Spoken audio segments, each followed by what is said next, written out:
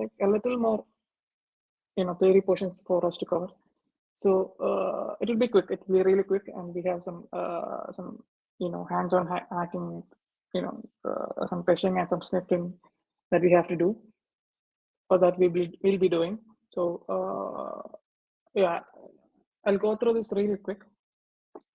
Once again, there are that we'll be covering the types of hackers: the black hats, who are the bad guys, the individuals who has extraordinary computing skills and who use their skills and their activities for bad purposes, for accelerating data, for stealing data, and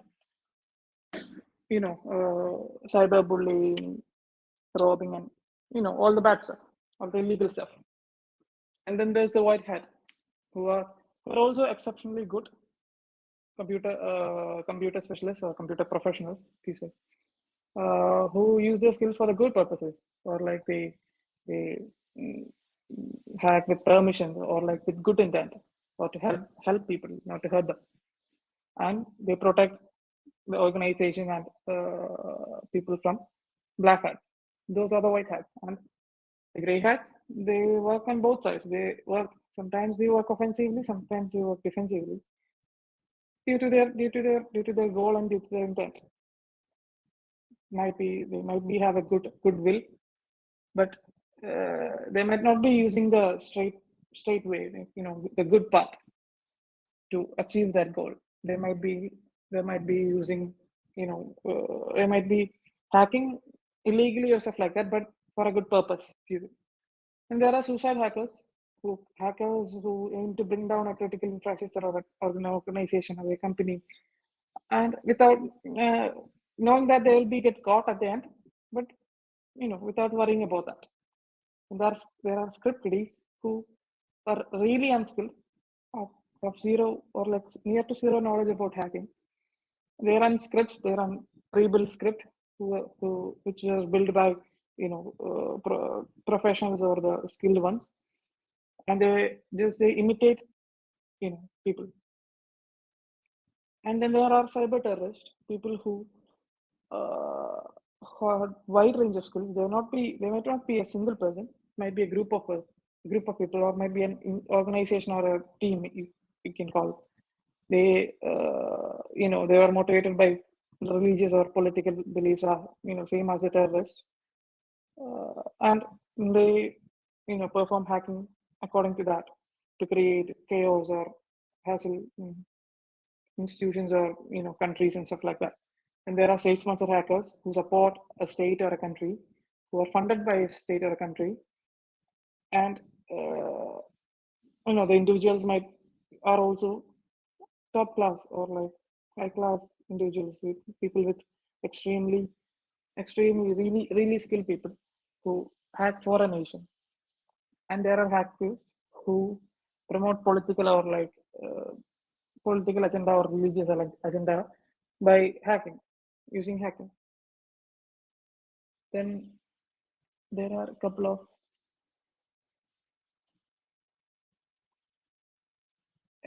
of other people too. These people are called hacker teams. There are skilled hackers having the resources and funding. They work together in synergy for research in the state of art technologies.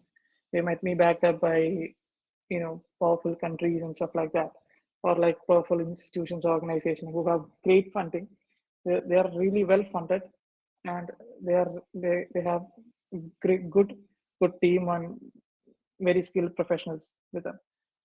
And there are industrial spies, individuals who perform corporate espionage by illegally spying on competitive organizations, stuff like that, same stuff. And there are insiders, a trusted person who has access to critical access of an organization. They use privileged access to violate rules or intentionally cause harm to the organization information system.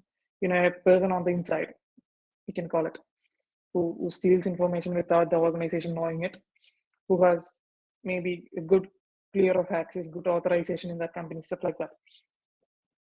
Then there are criminal syndicates. Obviously, there are criminal syndicates. And as I said, when the technology evolves, cyberspace is also evolving. A lot of our personal information and our finances are also in the cyberspace, cryptos and stuff like that. So you know, in the underworld or the criminal organization are also evolving. They're also forming cyber groups and stuff like that. They're also having cyber groups and stuff like that. There are criminal syndicates, groups of individuals that involved in organized, planned, and prolonged criminal activities. And they'll be like when they're onto a target, they'll be like set onto the target. They'll be watching them, and eventually it might take them years, 1 or 2 years. They might research. They'll have the research pakka and stuff like that. And then there are organized hackers, you know, people who are like sort of these all people comes under black hat hackers. They're well maintained, well funded, and stuff like that. And uh, you know they might have good resource under them, not just people, not just money, but they might already have hacked different organizations. Different organization or like different people, or they might already have so many computers under them. They might have botnets that which will perform according to their will and stuff like that. They might have already infected so many computers throughout the world to perform denial of service attacks and stuff like that, attacks that need heavy computational powers. All these criminal people, all these hacker groups and organized hackers, they all have that. They'll all have like heavy resources, computing power, and funding, people, everything under they have all that. So yeah. Mm, then then then we'll be entering to the different phases of hacking, the phases of cyber attack. So what an actual hacker, or like uh, how an actual hack occurs, the various steps involved in the hacking, not just the petty hacks that we have gone off, like hacking a social media account, or like gathering information and stuff like that. No, this is like a well-maintained hack, a well-serious hack, targeting an organization or an institute or a government maybe. So these are the well structured phases of a hacking. The first there is footprinting. Okay, footprinting. Have you guys know about this this phases, and have you heard about it? Footprinting. Do you know what it is?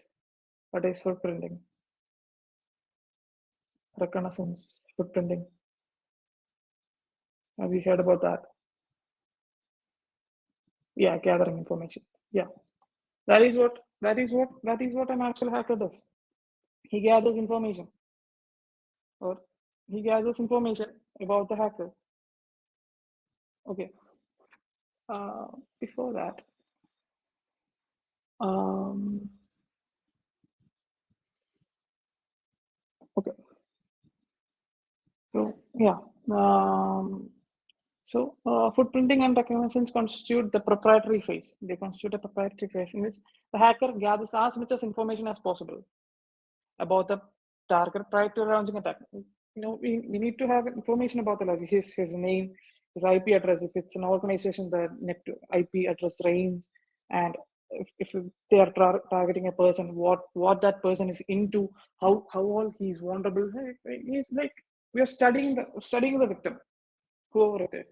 That is the footprinting state. So as you can see, the footprinting, scanning, enumeration, and vulnerability analysis. Here, all these four phases, the first four phases, actually there is no hacking involved. There's no actually hacking involved. There's no breaking into stuff, or like nothing like that. It's actual. All these four phases are actually for information gathering. So that much research is going into a serious hack. Uh, it might take maybe like months, or like maybe sometimes according to the victim, if they are targeting a nation or a government, it might take years to find info. Like they might have they'll get to have a they'll have a insider in the organization to steal stuff. They'll have the entire architecture of the organization, or the victim that they are trying to exploit. So in the footprint, it's like a passive way of collecting information. It's like they're not triggering anything. They're just collecting information which is on the online, which is by ears or something like that, by observing, or they're like passively. They're not actively doing anything. They're not actively intruding into any systems or stuff like that. It's like public information or like public database or like hack databases, or like they go through everywhere. That is like footprinting or reconnaissance. That's the first phase. And then comes the scanning. It's like it's more of like it's actually same as footprinting. But it's kind of like an active reconnaissance. You can say it like that. It's an active reconnaissance. They scan the systems. They scan the systems of the victims. So some kind of involvement is happening in the so uh, you know uh, there some kind some uh, some kind of like involvement to the organization, or like the victim is happening there. They're scanning them online or stuff like that. They're scanning their network, and somewhat they are getting to the victim, for getting information, for call it an active reconnaissance. Okay. Then then there is enumeration. Enumeration was making active connection to a target system, or subjecting into direct queries or stuff like that. Finding out which domain names, or like which websites they own, and how many sub websites they have, or like subdomains that they have, or like what is their IP address range. Do they own anything? Do they have any other stuff, the social medias and stuff like that? They're searching everywhere, and they're like making active queries, like rather than just making passive connection. They're like having active queries. It's sort of same like these four phases: footprinting, scanning, enumeration, and vulnerability analysis. It's actually gathering information. So the mode of gathering information is a little different from each phases. That's it. So every other thing is it's same. They're like the main purpose for these four phases is to gather information, as much as accurate information that they can about the victim. Okay. Then there is vulnerability analysis. After gathering information, business information, they carefully analysis the given information. Maybe when they scan, they might find an open port which they can manipulate, or they'll see, uh, a service is running and the network, we can manipulate that, or like, a website that they own is vulnerable. Or if it's a big company, they might have their different, they might have their security tenders to another company, or like they have connection to another company. So they'll check all of their relations, and all of their associated companies, and stuff like that. And if it's it's not necessary that the main company should be vulnerable. Might be their child company, or the company that they have contract, that they are in contract, and that they might be vulnerable, stuff like that. So they'll find out all these issues in the first three phases, and they'll in the fourth phase they'll analyze. They're preparing for an attack. They're preparing to hack the system. They're trying to maybe it's network hacking, or like web hacking. It's whatever their target is, whatever that they had found as a vulnerability, or a loophole. They're trying to access that. They're trying to analyze the vulnerability. Okay, oh yeah, here is a vulnerability. Okay, we can exploit it like this, and or like that. Oh, there is also a vulnerability. Okay, there are multiple vulnerabilities on, or we can okay, which is the best vulnerability? Okay, we can abuse this like this. Okay, we can get into it like this. And that is the vulnerability analysis state. Okay, is that clear? Is the phase clear? So footprinting, scanning, and enumeration is basically it's footprinting is like passive scanning. And when it comes to scanning, it's like an active information gathering.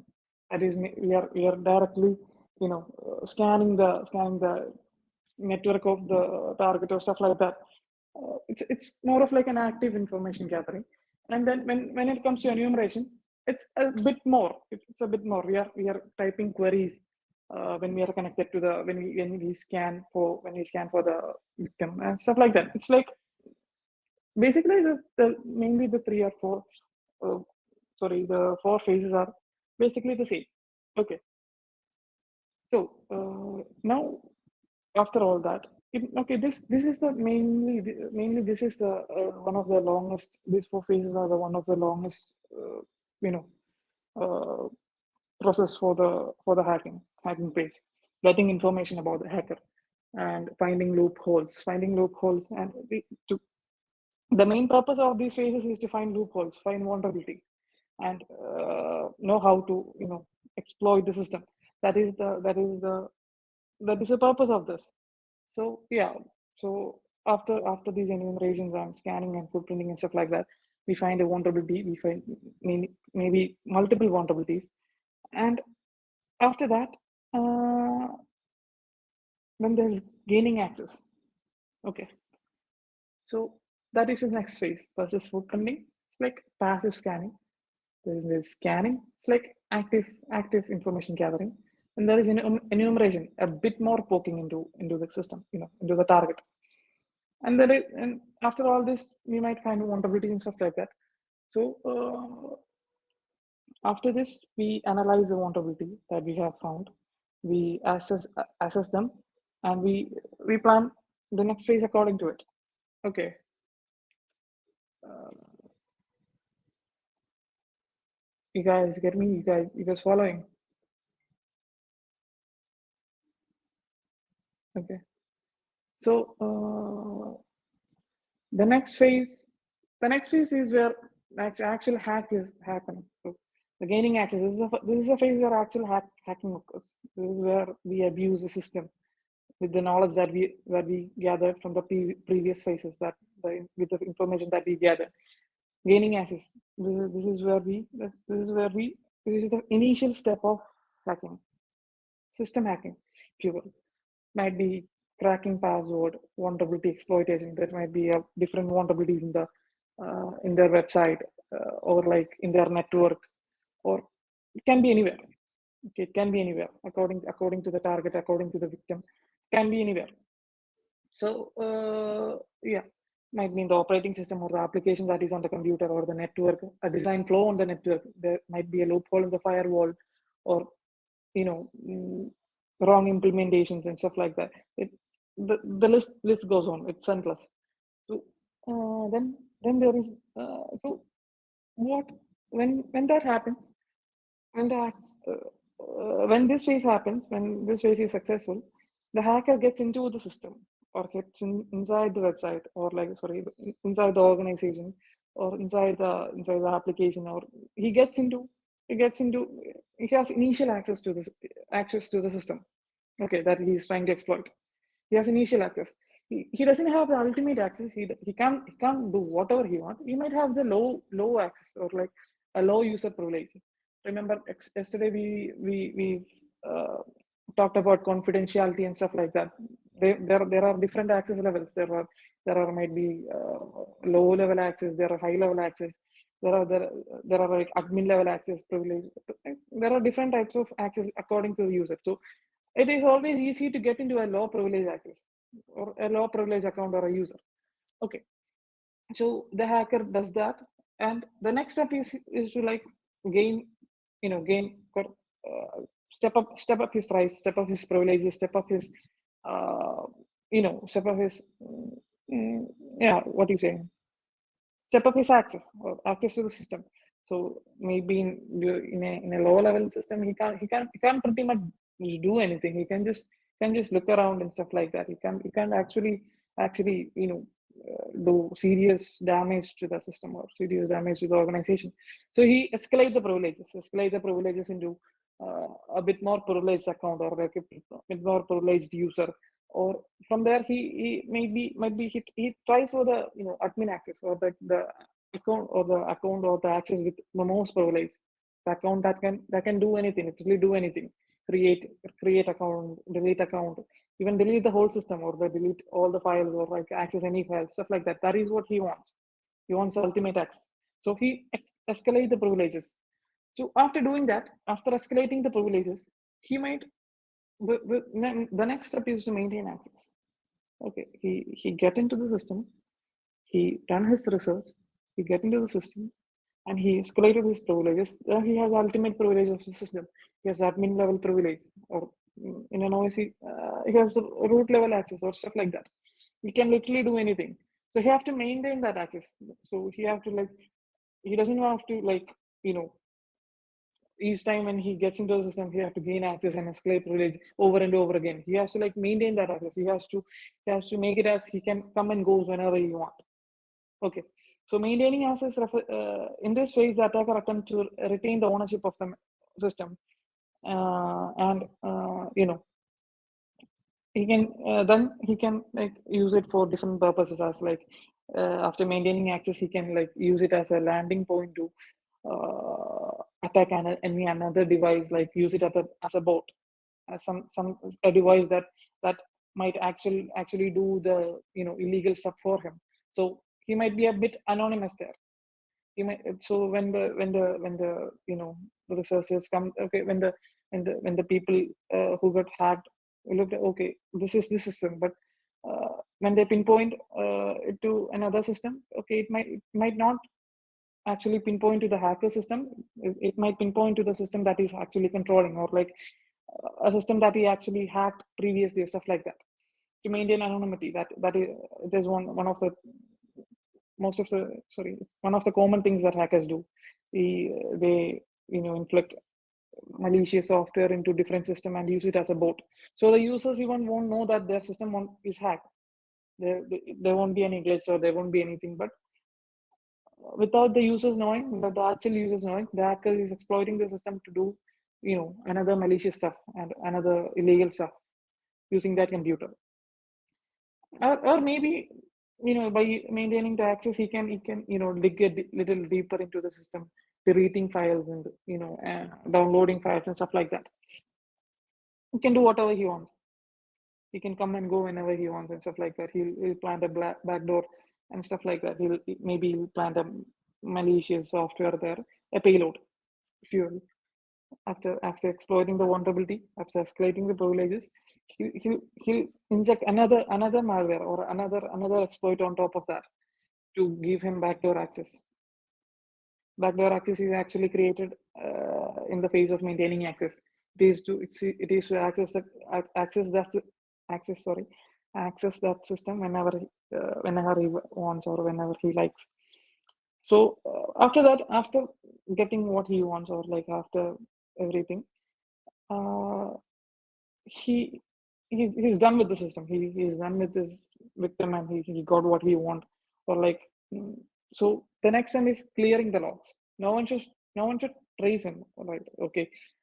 As I said earlier, there is like accountability, uh, which constitute like maintaining logs, logins and logouts, and who access the system and who use the system. There are clear logs in Windows and Linux, and mainly servers as well. So there is clear logs, and when the system was used, how much time it was used. There are maybe in some system it might not be that detailed, but in a personal system, there are like logins and logouts, or like failed attempts.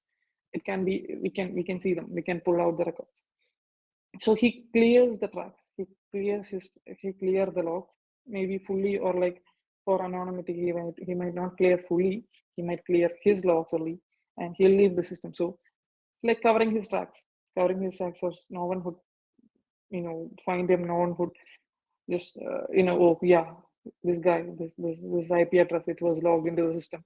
Yeah, this guy, this is like this was not me. So we can trace them. So no one should be tracing him, right? So that is like clearing the log. So these are the main phases of cyber attack. It's like footprinting, scanning, and enumeration. It constitute to information gathering. Different ways the hacker gathers an information, passively, without actively interacting to the target, without actually scanning the target, or like without any interaction to the target. He gathers like publicly available information, open source intelligence. Have you heard of it? OSINT. Have you guys heard of it? OSINT, open source intelligence.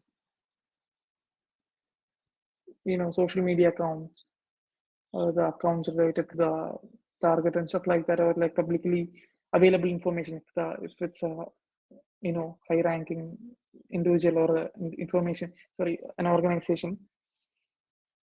There are information regarding to the organization or the or like a regular, if it's a top organization, there are news or like stuff happening around the organization. It is publicly available through different means.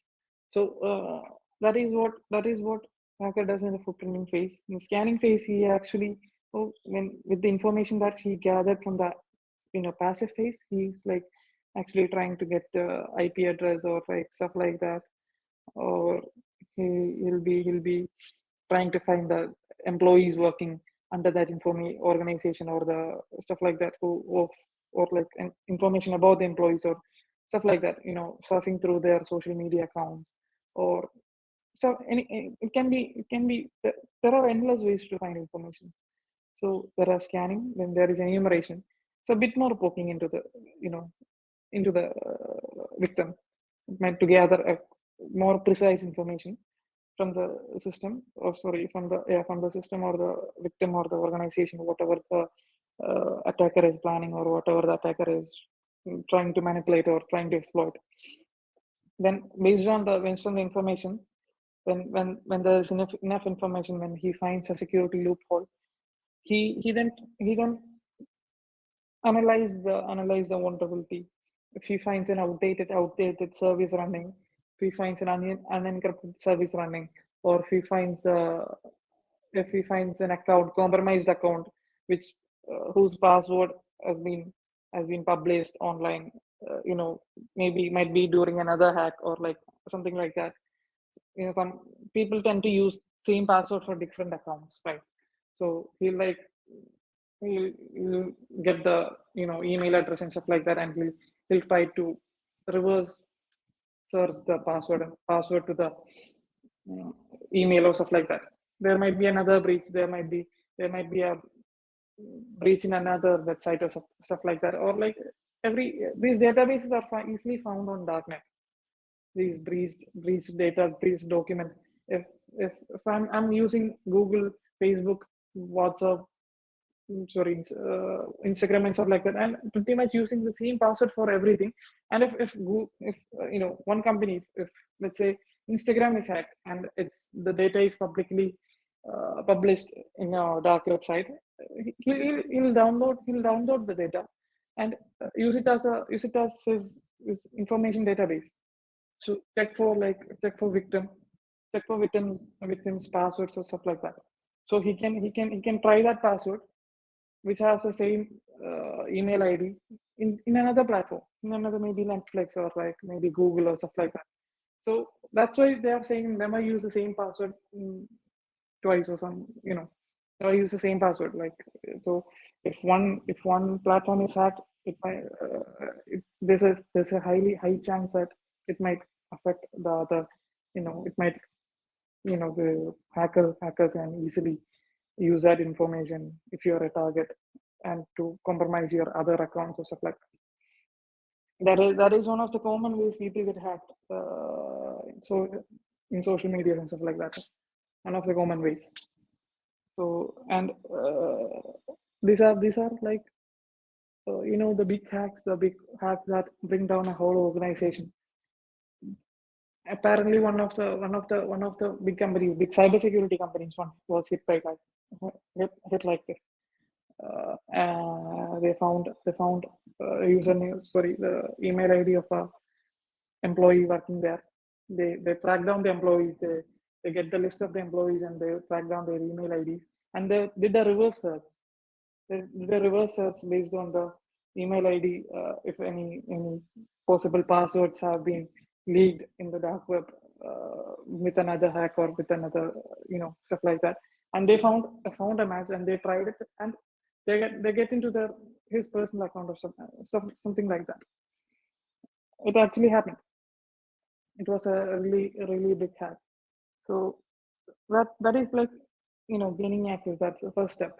It might be getting into a low user account, or like getting into an employee.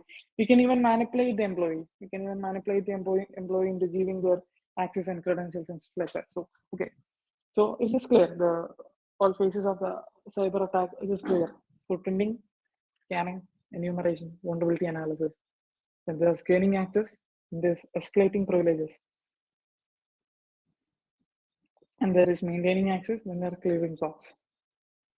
Am I clear, or should I repeat, or am I going too fast or something like that? Okay. Okay, then there is like we can talk about some kind of attacks, some classification of classification of it. How many kinds of attacks are there? What are those attacks and stuff like that? So there are passive attacks. Passive attacks, these kind of attacks do not tamper with the data or and involved interception. Sorry, and involve interception and monitoring traffic and data flow on the network. They don't actually harm the user or harm the victim. They don't tamper with the data or stuff like that. They just you know sit back and listen, or like sit back and intercept, sit back and monitor the traffic. They can see what the victim is doing, but they don't tamper with their data. They don't modify the data or nothing like that. They just monitor the network traffic and stuff like that. Example for those passive attacks are sniffing. Have you heard of sniffing? Sniffing and eavesdropping. Eavesdropping. Do you know eavesdropping? Eavesdropping can also be done, physically. Someone can listen into your, private conversations, stuff like that. Yeah. So they are not actually causing any harm to our data or stuff like that, but we are seeing stuff that they shouldn't be seeing. The confidentiality there is lost. Okay, that is passive attacks. Then there is active attacks. Active attacks tamper with the data in transit. They might modify the data, and they might change the data, or they might delete the data. They disrupt the communication or service between the system to bypass or break into the systems. Okay, it's like they have you heard of denial of service attacks and stuff like that? Denial of service. Yeah. We'll talk about it later. We'll be talking about it in the coming session. And there's man in the middle, session hijacking, SQL injection, and stuff like that. All these attacks that actually might harm the individual's data, or like actually involves in tampering with the data of the individual or the victim. That is like active attacks. Okay. Then there's close-in attacks. Close-in attacks are nothing, as the name suggests, they are performed when an attacker is in close physical proximity with the target. They make like shoulder sniffing, like hearing what the target is saying or stuff like that, listening into their conversations, or like social engineering, getting into direct contact with the, victim, and getting friendly with them, and getting information out of them without them even knowing. You can like manipulate them, like we can act as their friends and stuff like that for our gain. There are closing attacks, shoulder sniffing, dumpster diving. Dumpster diving, as the name suggests, like we'll go to their trash cans and stuff like that for for valid documents and stuff like that. Maybe there might be classified information that they shredded, or like that they destroyed or stuff like that. In very big organization, there might be valid information. There might be like list of, the list goes endless. The list of employees, or like you can find anything if you look at the right place. If you it's the trash of the CEO, or the trash can of the CEO, or like the manager of the of the company. It might contain sensitive data that is like destroyed, or stuff like that. That might help us in the information gathering phase. So then there is insider attack. Insider attack involves, as the name suggests, it involves using privileged access to violate rules, or intentionally cause a threat to organization information or information system from inside. An attacker gets the initial access, or like attacker gets a job in the company that he's trying to is targeting, and he's like leaking information from inside.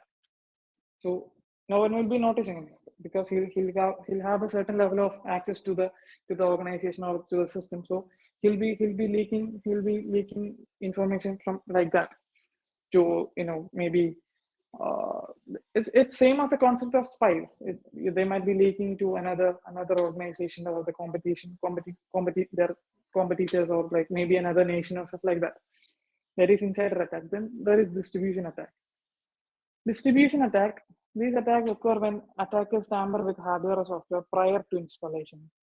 That means before the victim buys a system or buys a computer or any piece of hardware or software, uh, the attacker tampers with it. Cracked software. Have you used cracked software, cracked WhatsApp and stuff like that? I have cracked WhatsApp, cracked games and stuff like that. So they might be tampered already. They might be these cracked software, like it said, yeah. These yeah, these cracked softwares are maybe like actually tampered with the hacker. A hacker is cracking these softwares and stuff like that. So he plays a rat or like any remote access tool or stuff like that, malware inside the software. So when it is so before even before the user installing it, that piece of software is affected, or they can tamper with the hardware that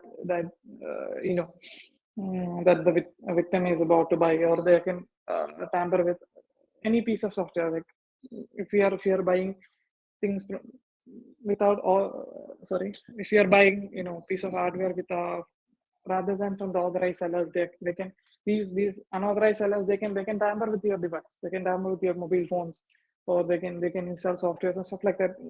We can't say what they're gonna do, what are their intentions. Okay, so that is actually distribution attack.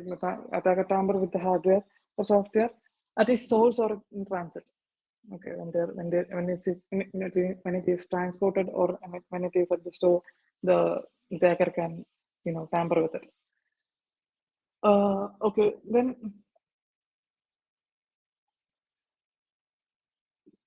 okay. Now we're gonna have you heard of the term sniffing anywhere around? Sniffing, yeah. Sniffing is the process of reading the packets, reading the network packet that has been transmitted on the network. We are intercepting the victims, and we are like reading the packets rather than the packet going from the computer to directly to the router.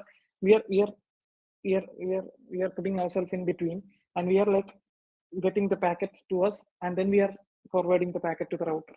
So the victim will get the if he searches for something, the packet will comes to us, and we'll forward the packet, and we'll assess the packet during its transmission, and we won't be tampering with the packet, and we'll be forwarding to the router, and when the router gets it, it will fetch the information, it will fetch the information to us, and we'll forward it to the victim. It's like a man in the middle. These kind of attacks are called the man in the middle attacks.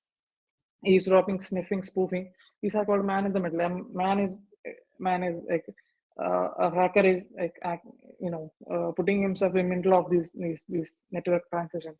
So uh,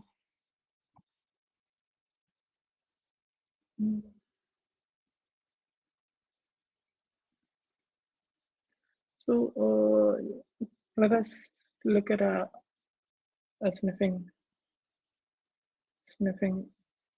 attack here. Okay.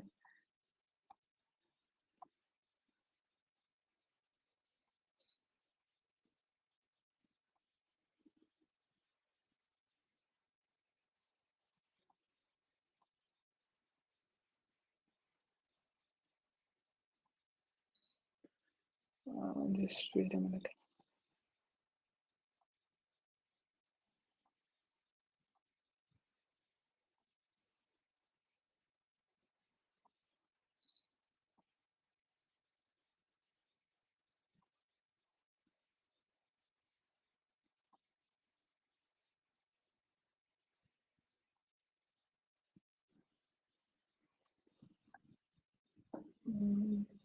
Sorry for the delay.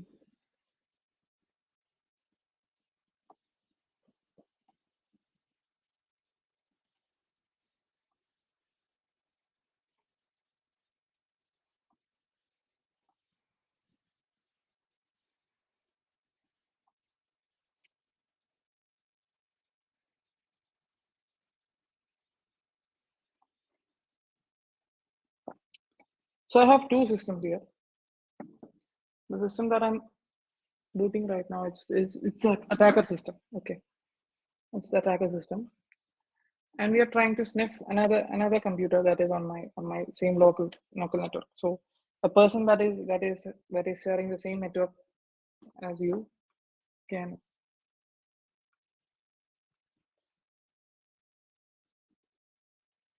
actually sniff your data.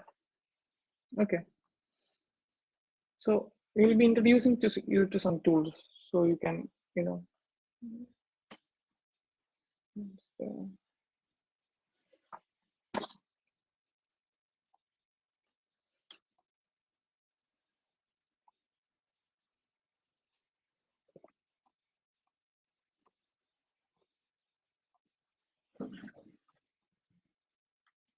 is the screen visible?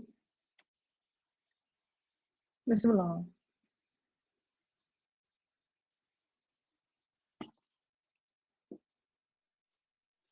Is Yes, it the screen is visible, but it is on black.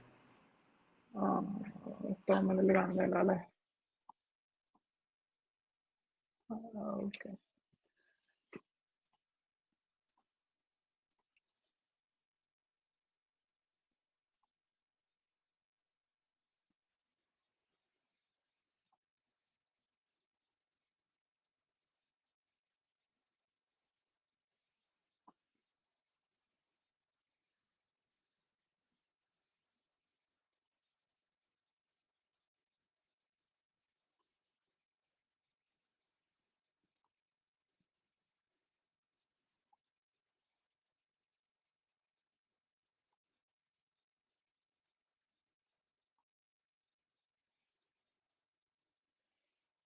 Can you see the screen? Okay. So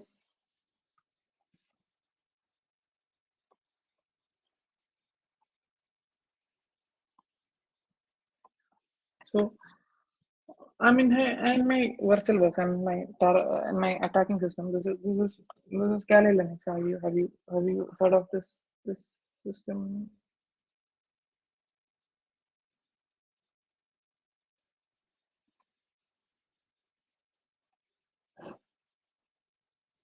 Have you heard of this Kali Linux? Don't. Yeah. Okay. So I'll be using this as my attacking device. So what I'll be doing, I'll be using a utility called Nmap network mapper. So can you see what's on the screen? I've enhanced it.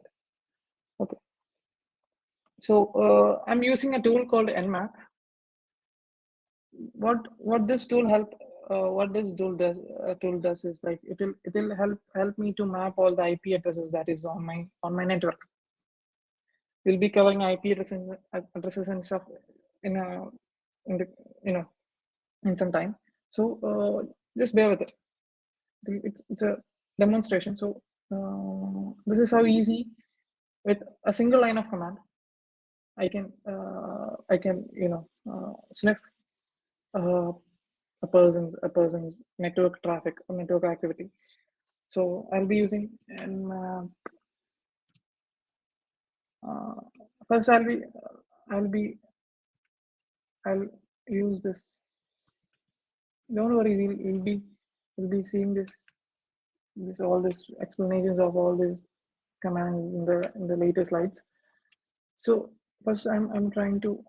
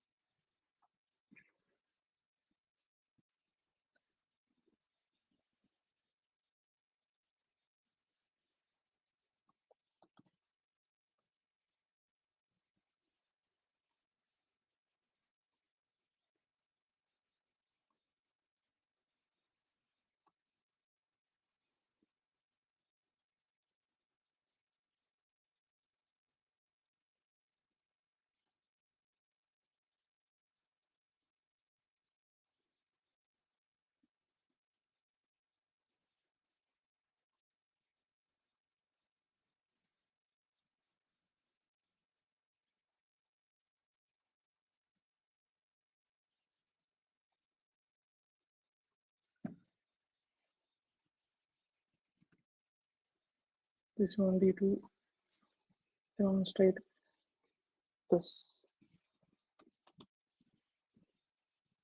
this hack. It's just sniffing. I just wanted to show you how quickly can we sniff a network packet. Okay, so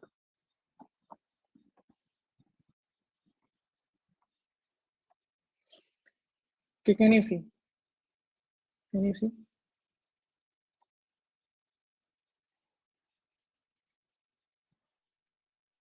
So this is my IP address. This is the IP address of the attacker.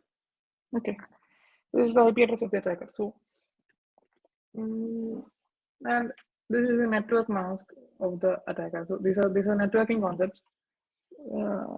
So this is like what we are going to do is like we are going to determine which system is we gonna hack. We're gonna scan the network, which all devices are actively connected and what are their IP addresses. We have to know that, right? There's no use knowing our IP address. We are not gonna hack ourselves. We're gonna hack another victim. So,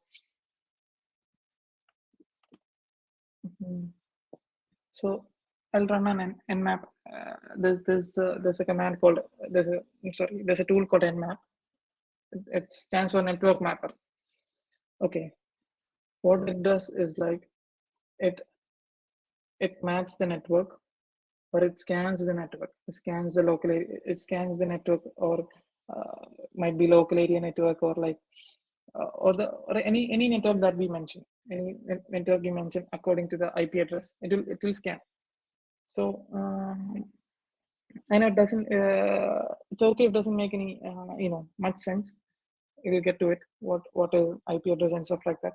So what you're gonna do is like an attack called ARP poisoning. So this is just for the sake of like showing you what is sniffing, or how can we sniff uh, uh, you know sniff a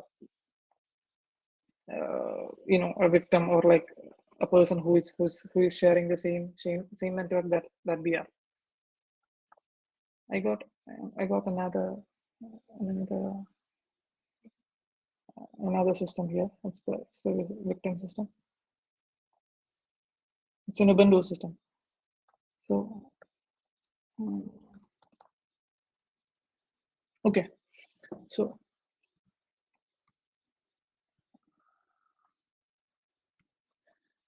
this is my IP address, right? So what I do is like map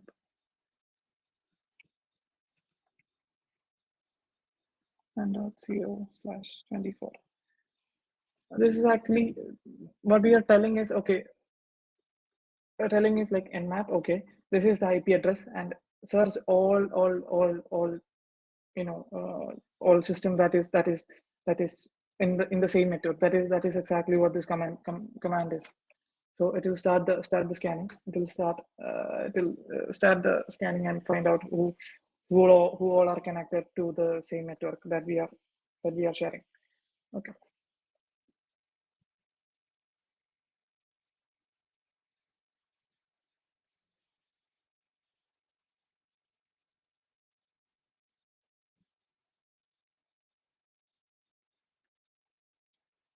So this is the victim computer, and as you can see, that is the attacker system. So these two are two separate computers. Okay, two separate computers.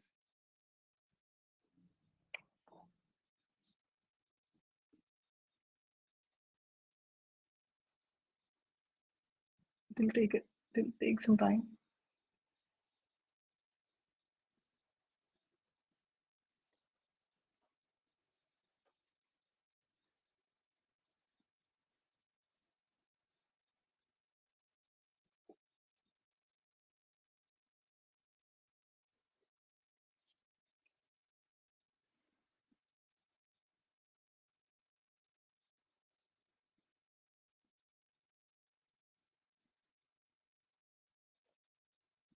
So it has like a wide range of IP addresses to scan. So it will take some time.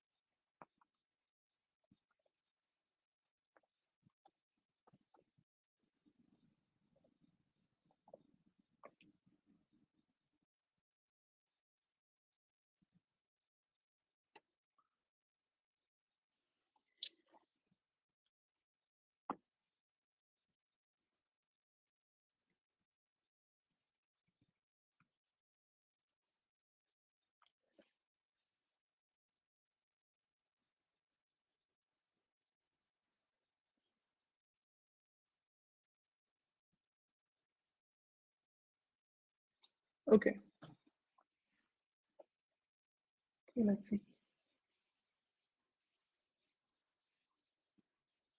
These are like, and if you see, like, these are no response, no response in this IP address. This IP address, there is no response. Nothing on this IP, nothing. So, okay, scanning 3 hosts. There is one like, there is this IP address, it's active. And there's this IP address, it is also active, and there's this IP address, it is also active. As you can see, if you notice, this is our IP address. 1.20 is our IP address. Okay, 1.20 is our IP address. You can see, same one. And as you can see, this is our attacker's IP address. Sorry, this is our victim's IP address. And I'll show you.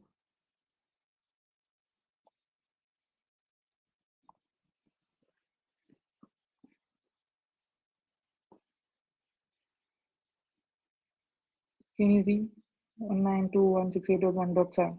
So we got the IP address of the victim, our victim. This is actually what this is. Okay. Okay. Okay. So then, as you can see, there's also another IP address. This is like, where is it? Yeah. This is actually the IP address of our gateway. Okay, our router. So we'll use another tool. It's called Ithacap.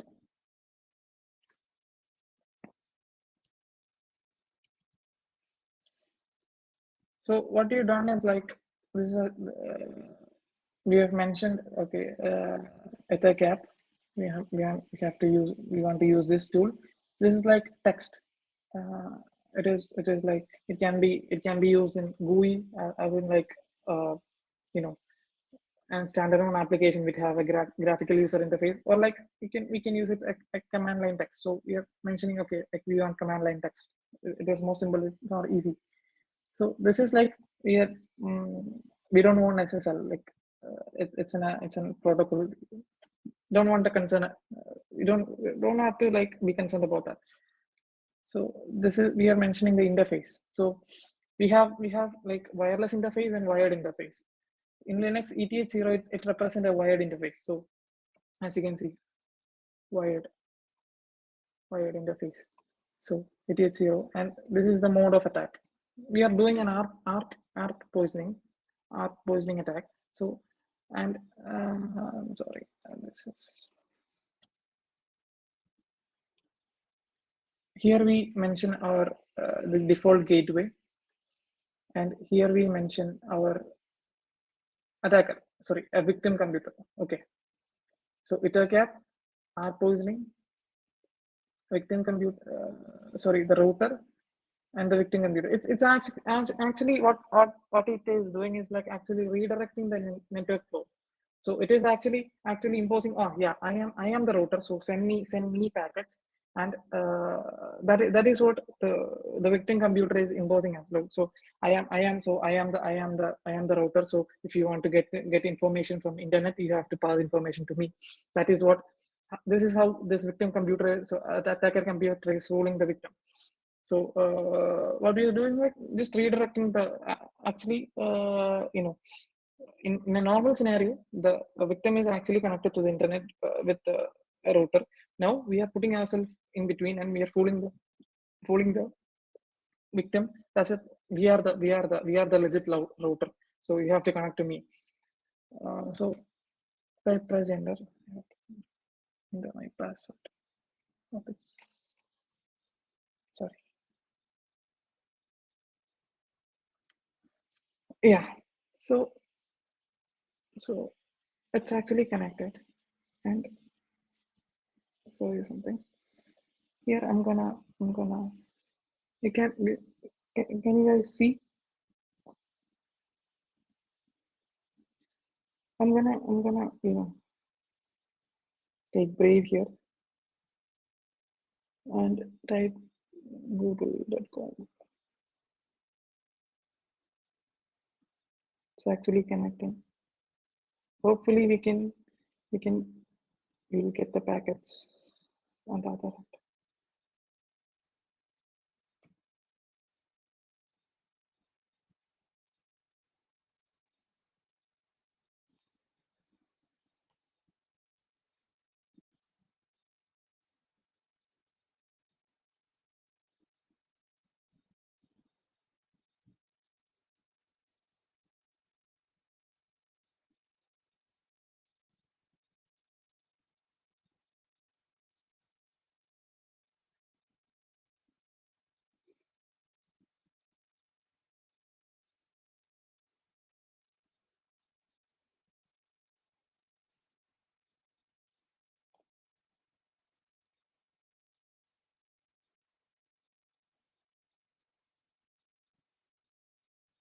It's not clear, is it? Is it clear?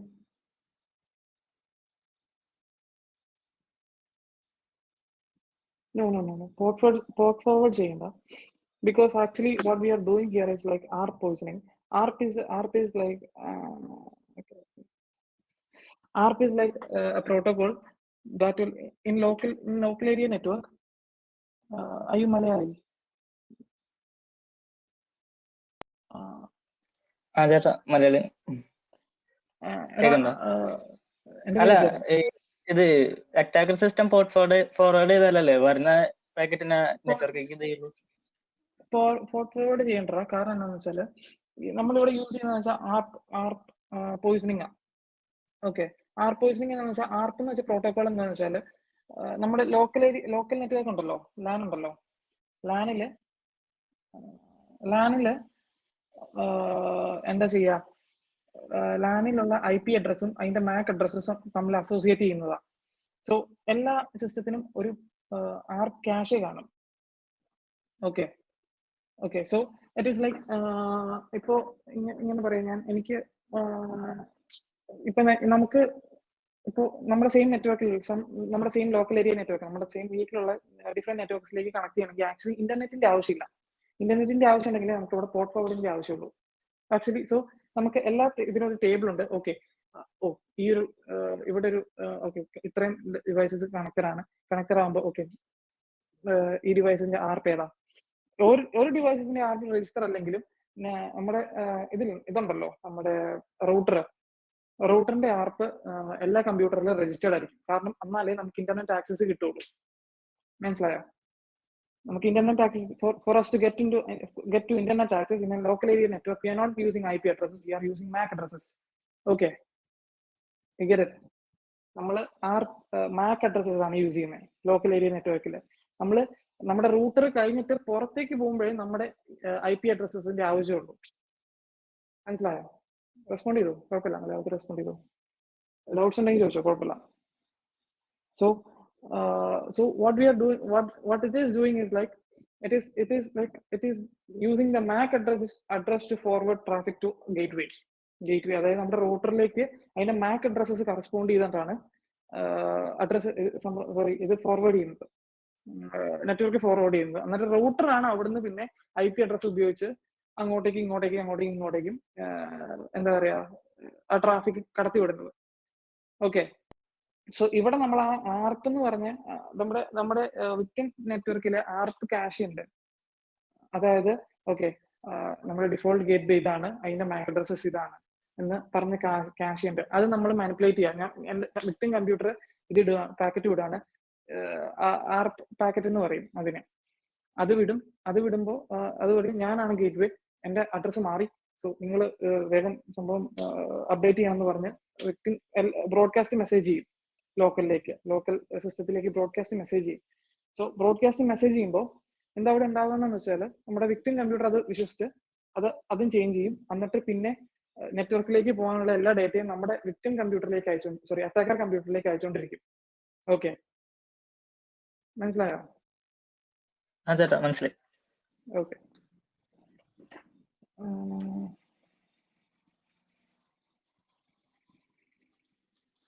So ഇവിടെ ഇപ്പൊ നിങ്ങൾ കണ്ടത് എന്താന്ന് വെച്ചാല് ഈ network access ചെയ്യാൻ നോക്കിയപ്പോ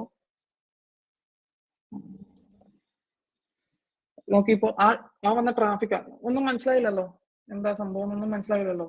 so നമുക്ക് കുറച്ചുകൂടെ ഒരു സെൻസ് കിട്ടാൻ വേണ്ടി നമ്മൾ വേറൊരു ടൂൾ ഉപയോഗിക്കും, വയർ ഷാർക്ക് എന്ന് പറഞ്ഞു, കേട്ടിട്ടുണ്ടോ? Sorry. So what you've seen is like when the victim tried to access the internet, the packet was captured. The packet was captured by the attacking system. So okay. So this is what happened. But to make a bit more sense, we are using Wireshark. Wireshark is a packet analyzing tool. So we can analyze the packet a bit better.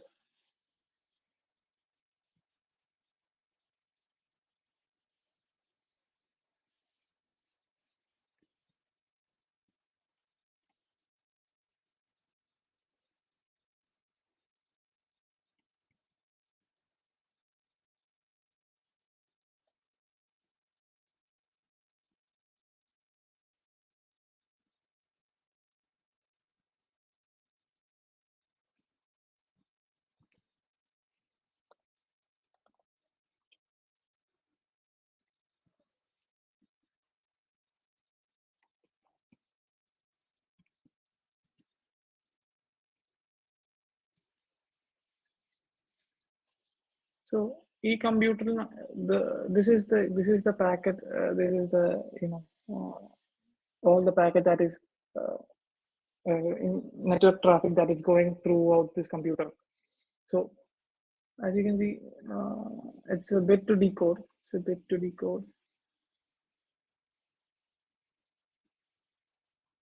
Because when I'm having this, I'm being in this meeting and everything is shuffled and messed up. So what you've actually done with this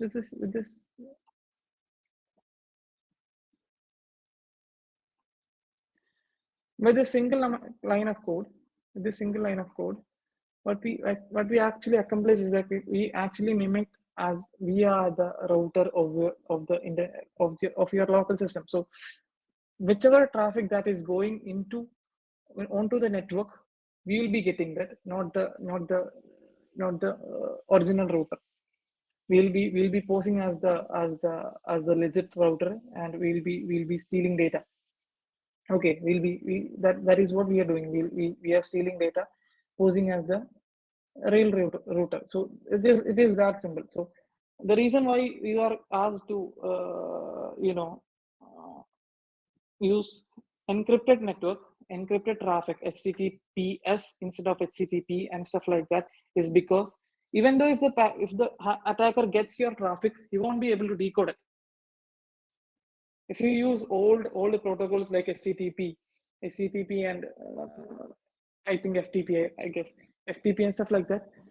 Your traffic is in clear text. If the person intercepting your traffic open Wireshark and capture the packet and saves it. And when he analyzes the packet, the information will be in clear text in the packet. But rather, if I go to google.com and if I analyze this packet, it will be gibberish. I won't be understanding anything. It will be all encrypted and stuff like that. So that is why you are required to use what? Encrypted protocols like HTTPS instead of HTTP, FTP. Sorry, there's another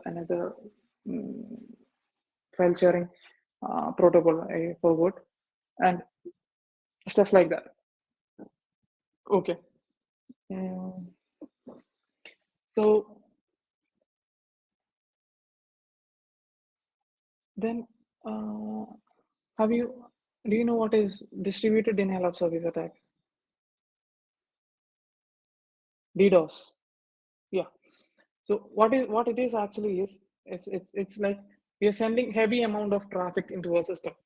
We are sending so many traffic to a system at once. So what the victim system is like, it will be overloaded. It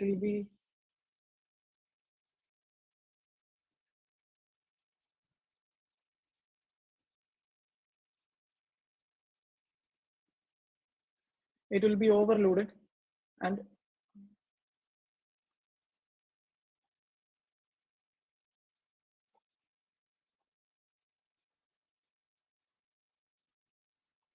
yeah, it will be overloaded, and it won't be able to process requests. Okay, so when we target a website or something like that, it is actually the website is actually running on a server or something like that. It'll be running on very powerful machine rather than a desktop computer or stuff like that. It will be running on a powerful system. So what a normal DOS attack or denial of service attack is done by using a single. When I can do a DOS attack, I can flood traffic, send so many huge amounts of traffic to a server. And but if the server is that powerful, it can handle it. It might so powerful servers like Google, Facebook, and stuff like that. Their servers should handle like multiple, like thousands of requests per second. So my computer alone can only send 10,000 or maybe hundreds of thousands of requests a second, and the servers would not be having any problem dealing with that. So they won't affect it. So what we do is like I combine so many systems. I combine, or like you can say it like I dose the system. I dose the server with many systems, with many computers. Okay, how hackers are doing it that they'll first,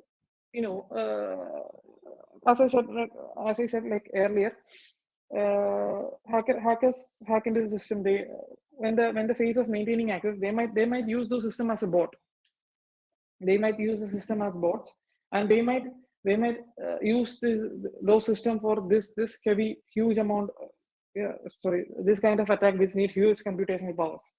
Okay, they might use those systems as bots, and they'll use it to send a huge amount of traffic to the victim server or victim system, causing it to malfunction, causing it to crash. Okay, that is what DDoS is.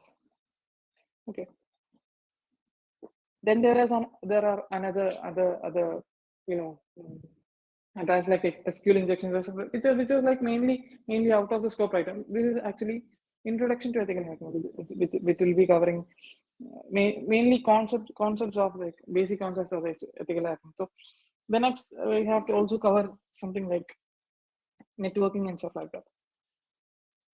So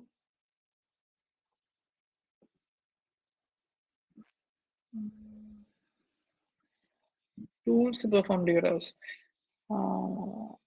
There are some custom tools to perform DDoS. There are also command line commands to perform. update you in the group, or like in the PDF and stuff like that. I'll surely add it. So it's actually not that hard to perform DOS attack. DDoS, you have to have multiple computers under your command. DDoS, you can actually do DOS to in the school servers or college servers are pretty much vulnerable to DOS attacks.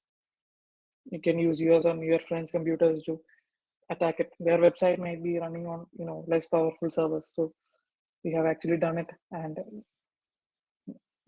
sorry for maybe school professors might be in the meeting. So it's actually pretty simple to those school server or the college website and stuff like that. I'll sure add it in the in the PDF which we'll be sharing on the group, if that's okay. Yeah, there are Python scripts and stuff like that. Even in Linux, we can ping or like send traffic. We can use such ping and like or like it's pretty simple to send heavy amount of queries or data to sorry, I mean amount of network traffic or queries to a website in Linux. We can actually manually control how many can we send, how many should we send, the rate and speed of stuff like that. Okay, so now we are going to introduce networking and some networking tools. Easy, just to troubleshoot your computers and stuff like that. So what is a computer network? What is internet? What is a network? Internet is a group, it's a collection of computer network. You know that, right? Computer network is a digital communication network for sharing resources between nodes, which are computing device that can be used that can use a common telecommunication technology. Computer network is a set of nodes connected by a communication link. It's nothing. It's nothing. It's a set of nodes. Nodes can be what? A computer or uh, you know a printer, anything that.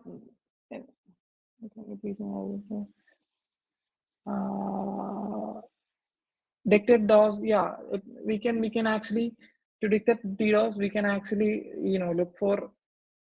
look in the Wireshark and stuff like that. Wireshark is a packet analyzing tool, so we can actually analyze the packets that are coming in. It can be easily spotted as like a huge amount of traffic coming from a specific destination. It can be like thousands and thousands of that requests will be coming from same uh, same destination, same IP address. So what we can do is like we can block that IP address in the firewall or stuff like that, or we can bandwidth decrease, and or like we can limit its rates and stuff like that. We can actually mitigate DOS attack. Mitigate DOS attack if a computer is like subjected to DOS attack, or like if the server crashed, we can just only thing that we can do is like analyze the traffic. As you can see in the big organization of like in servers, there are data logs and network logs. So we can restart the system, and we can just reduce we can set the firewalls and bandwidth and stuff like that according to it, bandwidth and request per device and stuff like that. There are so many stuff like that. It's just like actually uh, bit out of the scope. It's actually coming into networking and stuff like that. It is all it is these are actually maintained by the network administrator, which is in charge of that infrastructure server and stuff like that, maintaining the server. So yeah, a computer network is a set of nodes connected by a communication link. A node can be any device, any networking device which have networking capabilities, which have a network interface card in it. It can be a computer, it can be a laptop, it can be a smartphone, it can be a printer, whatever it is. A communication link is any medium. It's like There are wired medium, wireless medium, and there are optical fiber and stuff like that. There are different kinds of medium. It's basically any two computers that that is connected through a media that they can, which can share information to one another. We can call it as a network. We can call it as a computer network. It's not necessary that we should be able to have internet access or stuff like that. A network is just one or two nodes, sorry, two or more nodes connected by using a communication link. It's just that. And what internet is? Internet is a collection of computer networks. Collection of local networks is called internet. That is it. So what a computer network is like? It's a set of nodes, maybe two, maybe more than two. Minimize request from an IP, number of requests. Yeah, firewalls can do that. Firewalls can actually do that. There are different policies and protocols that we can set in a firewall, which can actually mitigate this, those attacks, DDoS attacks. Otherwise, that's how big companies are mitigating, or like small or medium-sized companies are mitigating that. If we have a good firewalls and good policies and protocols in place, we can actually mitigate most of it. But if it's not always because big companies have different domains and different subdomains and different they're not just limited to a single website or stuff like that. There are so many ways to DDoS and stuff like that. How can we find threshold value of a website? I don't get you. Or a server. That scope is actually in server administration. It goes into that server administration, networking, and stuff like that. It's like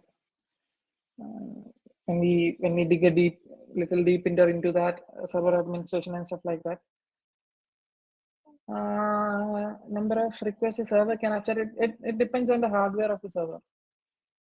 If it's a good server, if it's a top of the line server, or if it's not just one server, it's like multiple servers.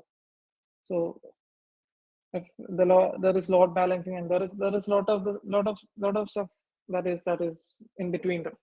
Load balancing, firewalls, IDS, IPS, so many stuff to prevent and protect a network. So maximum level of threshold can be I forgot, like we can actually, if we start a website, we can actually find its limitation using some tools.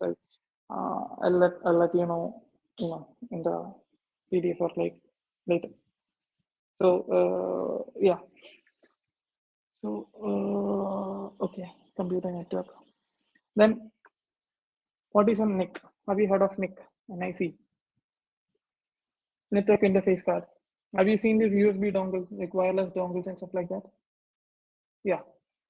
A NIC stands for network interface card. Is a piece of hardware which facilitates network connectivity for a computer. This is the thing that is giving you internet access. This is the thing that is if there is no NIC inside a inside a system or inside a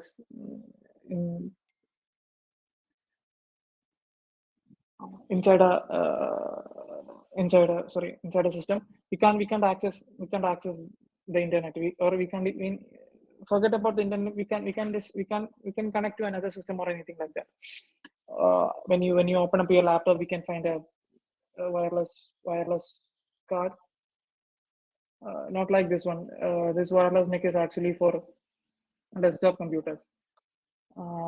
There might be a Ethernet card also, and a Bluetooth card also. There's that, and there's antenna will be going around your screen. You can actually see that.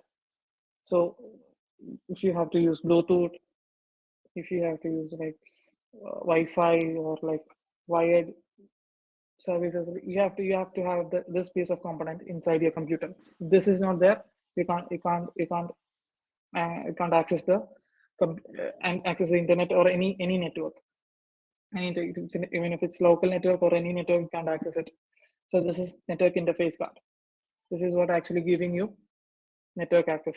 So then there's the MAC address. These are some basic networking concepts that you must understand. You must understand in the field of ethical hacking. When these are the things that we manipulate, or these are the things that we use to use to hack things. Or these terms are very common when there's in the terms of ethical hacking and stuff like that, network penetration and stuff like that. These are the basic concepts. So MAC address later. Earlier when we use the sniffing attack, what we actually manipulated is the MAC address of the victim. Sorry, uh, of the victim and the default gateway, that is a router. We fooled it into thinking that the MAC address of the router is actually the attacker's MAC address. That is what we did earlier. So MAC address stands for media access control address. It is the unique identifier. You see that network interface card. Each network interface card has its own address. It's a 48-bit address. It is globally unique. 48-bit address that is globally unique address, and these MAC address is used for communicating locally, local area network. When we are sitting in a lab, sitting in our office, or even in our homes, these address is used for communicating. And sorry, I'm sorry, this forget about this part. Okay, this is another. Okay, MAC address is a unique identifier to the network interface card, so it won't change. It's a burnt-in address. So then there's an IP address. An IP address stands for Internet Protocol Address. It's a unique address that identifies a device on the internet or local network. Okay. An IP address, as you know, you guys have heard of it, right? An IP address. This is the address that we use to communicate mainly outside our local area network. It is also used inside the local area network, but it's actually used as a reference.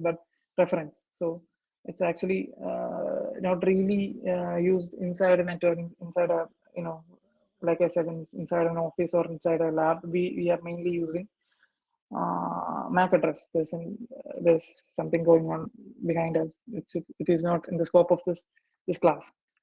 So this is an IP address. So it has two functions: network interface identification. That is actually, this IP address is a logical address. It's not a burnt-in address. It won't be the same when you switch on and switch off the computer. It won't be the same. It will be different.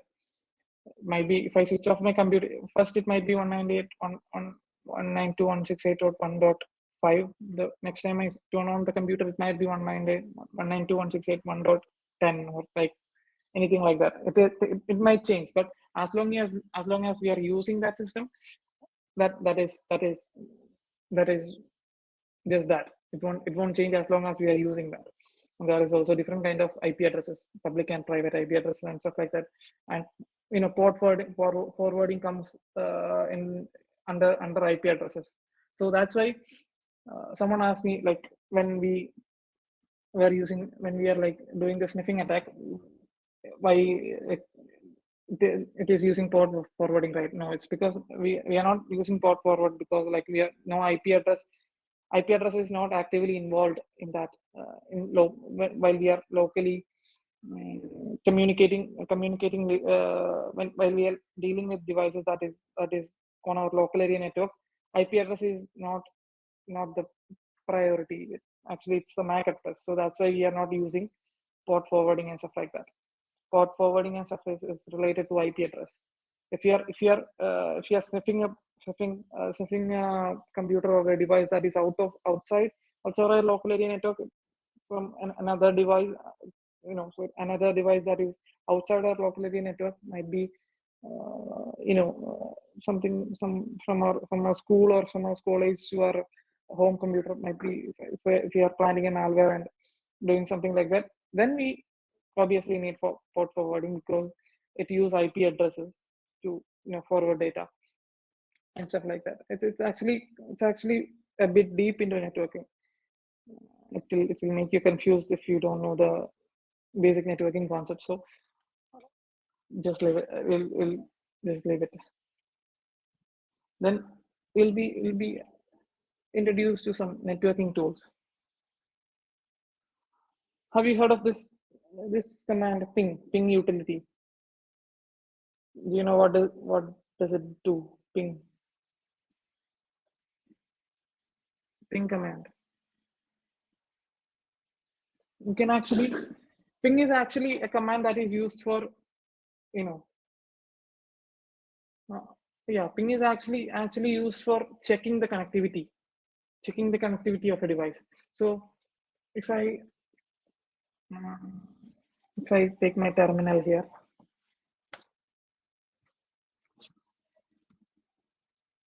if I take my terminal here and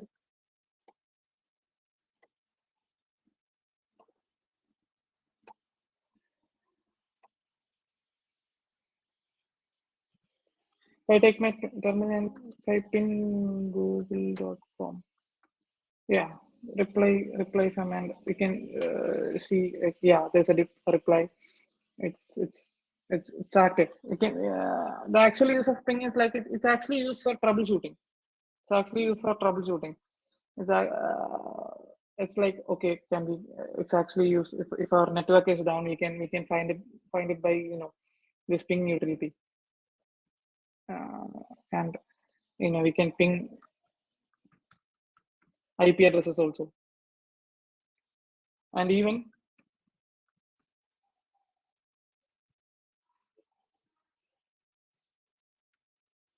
we can test our own system. Sorry.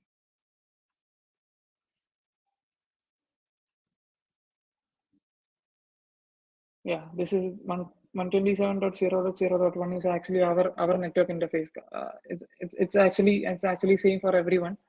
127.0.0.1. If you type that IP address, it's actually test your network interface card. It will check if it's working or not. So if you have an internet problem, we can actually troubleshoot. It's like, okay, first we'll do, okay, is it my problem, is it something that related to my card? Okay, if it's okay, so nothing is wrong with it. It's sending and receiving packets, so it's okay. So net then let us, there's something called DNS and stuff like that. So uh, can we sometimes we can ping a server by using its IP address, but we can ping it using its name server, like Google. Sometimes ping google.com doesn't work, but ping 8.8.8 IP address would work. That means that our name server or DNS that is at fault, and stuff like that. We can actually troubleshoot stuff like that. Okay, then there is like,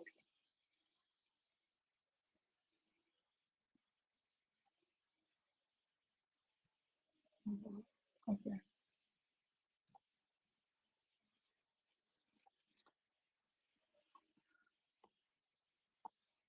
then there is IF config and IP config.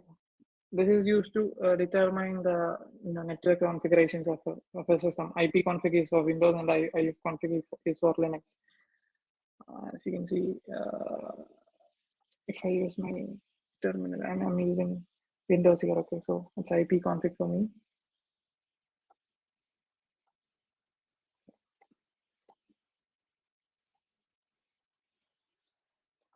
So it will display my IP address, my subnet mask, default address, default gate, which is the IP address of our router.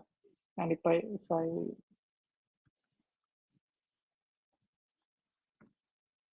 slash all, it will show a bit more about more information about okay, there is wireless card and Ethernet card and stuff like that, which is connected. I'm connected and connected to Wi-Fi. So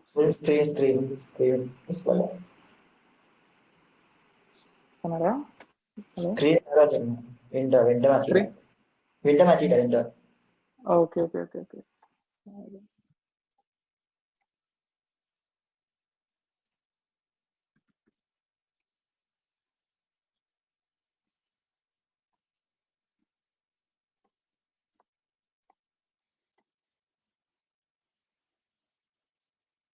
Okay. So IP config, it will show the IP address, subnet mask, and default gateway, the IP address of the router, and by type IP config slash all, it will display a bit more address and sorry, bit more information. I'm connected to my wireless network, so it will show wireless LAN. It is connected, and physical address. This is the MAC address of the Wi-Fi card that I'm using. This is the MAC address. And this is the model of the Wi-Fi card and DHCP and stuff like that. There's IP version 6. Remember, I told you there are different types of IP address: IP version 4, IP version 6, public, private IP address, and there is a bit more. If you deep dive into IP address and stuff like that, if you deep dive into networking and stuff like that. So yeah, default address and stuff like that. It will give you a bit more information. So this is this is IP config, and then there is like trace route, or trace it. Have you heard of the? Have you heard? Can you show us in your own system from Cali, Indian flags? Yeah. What have I? What I used? How for all the oils in the VMS? Okay, different ones.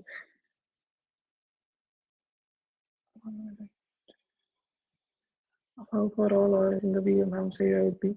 How can we make different ones? Shall we?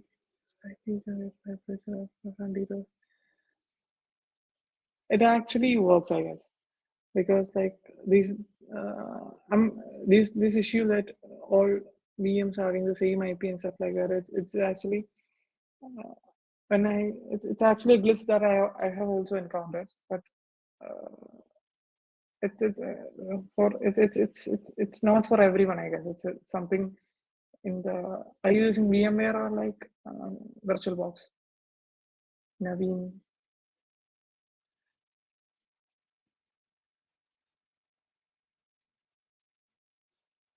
Okay, I'll get with you later. So the flags in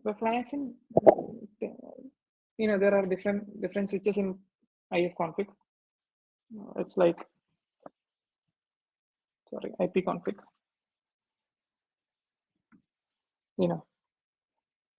These are all the flags that is in IF config. So it will take a bit time to explain all these flags. So if you are using it for general purpose, IP config and IP config slash all is just enough. The rest all is like slash all is renew IP addresses, as I told you, like IP address is a logical address. It might change, so we can renew our IP addresses at our own will. It's like IP config slash renew and stuff like that. And there are a bit more flash DNS. This is like every DNS cache. If you are familiar with DNS cache, like we can like actually flush our DNS cache and stuff like that. So there are some more terms involved. That's why I didn't go a bit deeper into that. Yeah, VirtualBox. So I'm seeing that issue with VirtualBox, but I'm not actually having that issue by myself. But I have seen in some other people, they're having issues with the IP addresses and stuff like that. It might be a problem for VirtualBox, I guess. But I'm using VirtualBox. I'm not getting that error somehow. So update versions and stuff like that. Maybe. Can you please show pinging your own system from Cali, India? Yeah, I can try doing that. Can I do that, Nihala? Can I do that after the class? Is that okay? Time is running short, so sorry. So next is tracer or traceroute. Traceroute in Linux and traceroute in Windows. So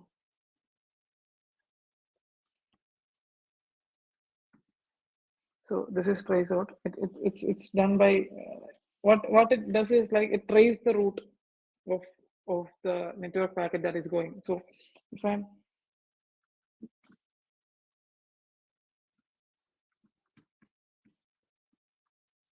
what does it show is like it will show every router that is in between from our device and the Google server that we are connecting. So as you saw, this is our router, our home router, 192.168.1.1. And some routers won't show their IP addresses because of security purposes. This is Kerala Vision. I'm using Kerala Vision, so this is their IP address. So yeah, stuff like that. So if we can't reach this website, we can actually pinpoint where the fault is for network administration. So, along the way, some routers may be affected, some routers may be down. So we can actually using this tool, we can diagnose the route of the packet through which all routers that it's going. When it gets to each router, it will send back a message. Okay, I've reached this is information, a general information of this routers and stuff like that, and the time it takes to that router and stuff like that. So you can, yeah.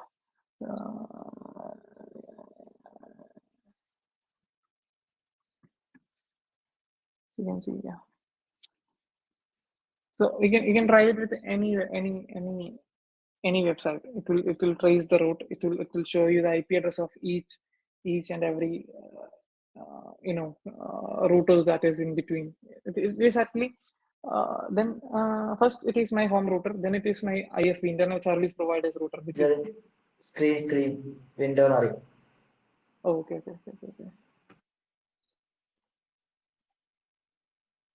ഒത്തിരി നേരം ആയിരുന്നടാ window ഇപ്പൊ ശ്രദ്ധിച്ചോണ്ടേ പറ്റിട്ടായിരുന്നു. Trace route കിട്ടിയായിരുന്നോ? Trace റൂട്ടിൽ പോയില്ല, അതിന് കൂടെ ഉണ്ട്. ട്രേസ് റൂട്ട് കിട്ടിയില്ല അല്ലേ? ഓക്കെ, കിട്ടിയോ? ഇല്ല, മറ്റേ സ്ക്രീനാണ്, മീറ്റിംഗിന്റെ സ്ക്രീനാണ്.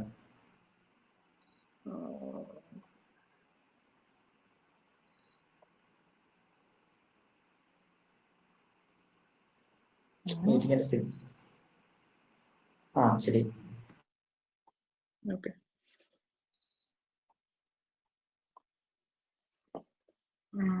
Yeah. So that is trace route. Trace route. So yeah, you're tracing the route from my device to Google. So which all routers are in between those which my network packet is, right? How long, which all routers is are passing through in between my system and Google. Might be Google's server is, it might be in very different far away places. It might be not might not be nearby, because it will be in remote places, and different websites and different sites, routers, or like their servers are in different places. So it will show you the IP addresses of the routers, and it'll show you the time it takes to get to them, get to that, and stuff like that. So some routers might not show their IP addresses because of security reasons and stuff like that. By the way, this is an IP version 6. Okay, I think it's an IP version 6. So yeah, yeah. So you can pinpoint if we can't reach a website, we can if remember the Facebook blackout, we can actually pinpoint it. Okay, like okay, this router is problematic. So it is only going up to this where. So there might be something after this, and we can the network professionals can troubleshoot stuff like this using this command. It is tracing the route of your packet. It is tracing the route of your network packet. That is what trace route is. Identify the network connectivity issues and stuff like that. If some router is taking more time, that is more than necessary, it will identify stuff like that. Then there is netstat. You can see your network statistics using netstat. TCP connection. So this is this is my computer, and local address is like 127.0.0.1.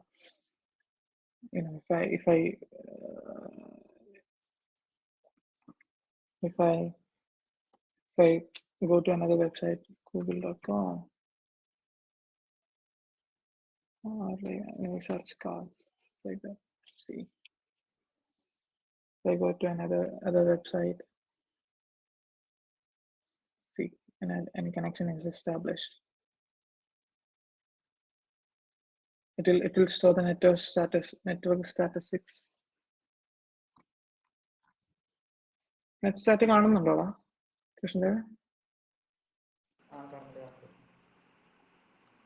Network statistics of my system, connection established and stuff like that. If I closed it, it will show, yeah, it is closed and stuff like that. So currently I'm using Google, GeoMeet and stuff like that. So that's why network statistics showing business network statistics, and I'm also my WhatsApp is also open, so in my system. So yeah, so that's that. You can actually use stuff. You can actually do that. Okay, you can actually do that. You can actually do all this. You can actually try all this. You can actually dig a little deeper into these basic networking commands. This is actually basic networking commands. Then there is like NS lookup.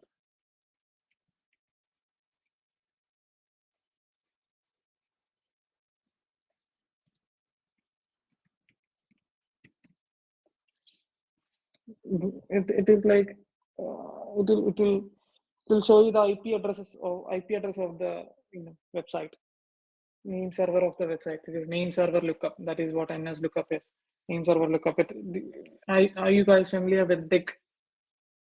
Krishnadeva, did you take dig command in? It's actually what is actually does is it will give you the IP addresses of the website. If I say lookup,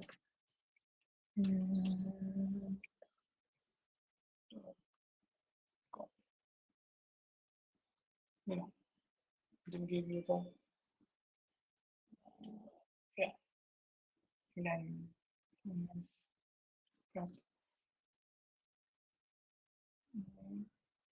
do you recommend any website to look up? So this is actually a way of collecting information. Okay, we can actually see the IP addresses of a server. Of a like website. So with this, we can actually getting this IP address, we can paste it into Nmap.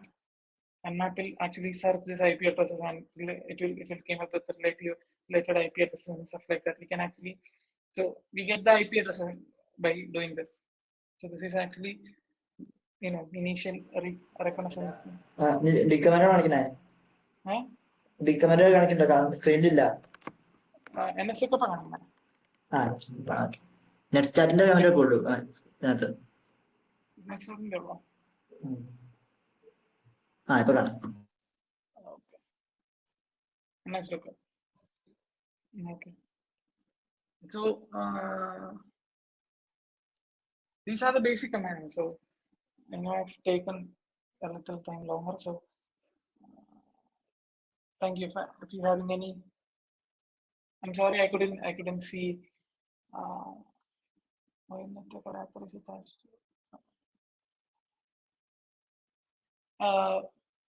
Do one thing.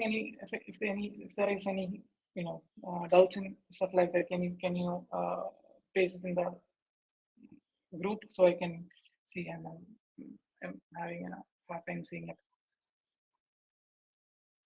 and I'll get with you personally. That's okay. You can actually okay, that's okay. Any doubts? If you need any more any more presentation or like any personal doubts or something like that, you can actually uh, inquire it in the group, or I'll get with you personally. That's okay. Or do you have any doubts regarding ethical hacking, how to get into ethical hacking, or how to begin in ethical hacking, or what should you study for ethical hacking, or how can you make a career out of it? Anything doubt like that? I know like with this 2 day 2 hours, nothing is covered. It's just basic is covered, and I know this it is actually very less. It's actually we have fully covered what are the basic concepts and basic terminology related to ethical hacking. So if you're serious about getting into ethical hacking, so you can actually connect with Krishnadev, or like you can actually connect with us personally. So that's okay. And if you have any doubts regarding any topics that we covered, any if you have any troubles in your virtual machines and stuff like that, you can also ping us. Thank you. I hope that the classes were helpful to you. And good luck. So can we wind up our class here? Okay. Okay. Okay. Okay. Okay. Thank you, Jerin. I have one important information also. I already mentioned you that our CTF is waiting for approval from CTF time, and now today evening it is approved by CTF time. Also, we will starting our CTF 10 a.m. tomorrow, and we will be closing on 8 p.m. to evening. And we will be streaming the live scoreboard on our YouTube channel. So if you are not playing, you can watch and motivate the other participants playing in the CTF. So fire your tools and get ready for the adrenaline rush. Okay, now let's move to the out of thanks. Thank you, Jerin, and thank you all for joining us in the concluding Cybersecurity Week online workshop series organized by FOSS VJCET. We sincerely appreciate the participation of all the attendees, the hard work of the FOSS team, and the guidance of our faculty coordinator, Ms. Nita Miss. Special thanks to Jerin Manoj for his valuable contribution as well. Your support has made this event a great success. Thank you and best wishes to all in your cybersecurity endeavors. Thank you. Now we can.